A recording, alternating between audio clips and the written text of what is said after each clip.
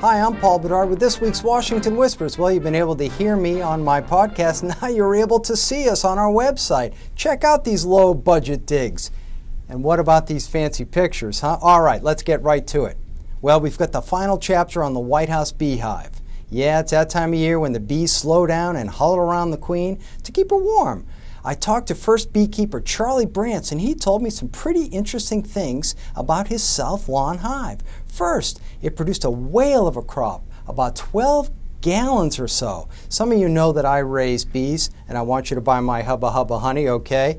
And it takes me about 4 hives to produce that much honey. Second, his queen wasn't acting right, and he thought about replacing her. And he noticed that the bees had done that all by themselves, and you know, that's a really big deal. Now his honey. I got a chance to taste it, and well, it's yummy. It's good and sweet, of course, with a touch of mint from the local linden and basswood trees in the area.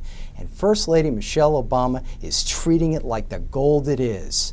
When I was at the White House, her very nice staff showed me around and showed me the crystal bottles that she's using to fill it. She's going to hand them out as special gifts. In fact, the honey was included in the gift box Michelle gave to spouses during the recent G20 economic meeting in Pittsburgh. Check out my site in a day or two because I've got some great pictures of the gift box, the honey bottles, and even the beehive that I'm going to be posting. Issue 2. Brrr! Is this the end of global warming I'm feeling?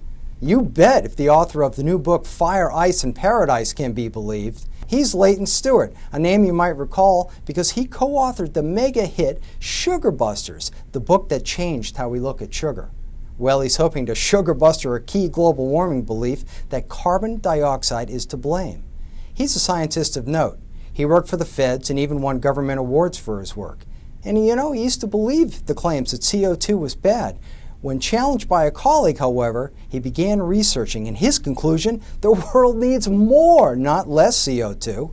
A few key points. First, we all know that plants need CO2 to live. He says cutting emissions, as proposed by the Cap-and-Trade Energy Bill, will hurt food production. Second, he cites several international studies that show global temperatures rise before CO2 emissions rise, debunking that cause and effect. And finally, he has data that shows temperatures rise and drop based on solar activity, and that we're actually at the start of a cooling period that could last 300 years. Now, fighting the conventional wisdom is a big job, maybe even bigger than taking on the sugar industry. But Stewart told me over breakfast this week that he's up for it.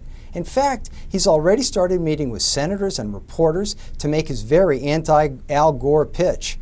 And yes, I did ask him if he's some kind of kook. And I got to admit, he showered me with so many facts and studies that when my wife yelled at me the other day for gunning my old truck's engine, I simply said, "Hey, I'm feeding the garden."